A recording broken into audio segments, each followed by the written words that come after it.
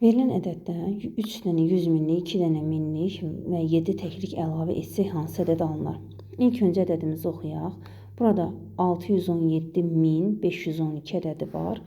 Yəni 6 dənə 100 minlik, 1 dənə 10 minlik, 7 dənə minlik, 5 yüzlük, 1 onluq və 2 təklik var. 300 minlik, 2 minlik və 7 təklik. Yəni 300, 2000, 7 təklik 0, 0, 7 yazarıq. Çünki 302.007 alınır.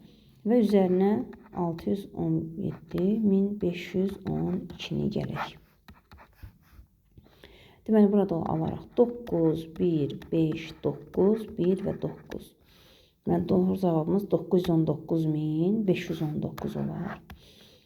İkinci halda isə necə edə bilərsiniz? Sadəcə olaraq birinci ədədin özünü yazıram. 617.512. Bu təklik, bu onluq, yüzlük, minlik, 10 minlik və 100 minlik mərtəbəsidir. 100 minlik mərtəbəsini 3 vahid artırırıq. Üstünə 3 gəlirik. Minlik mərtəbəsini 2 vahid artırırıq. Üstünə 2 gəlirik. Və təklik mərtəbəsini 2 vahid artırırıq. 7 vahid artırırıq. Deməli, burada alıram 9. Bu alınır 1. Burada yenə alırıq 9. Burada 5 var. Burada 1 var və bir də sonda 9 var.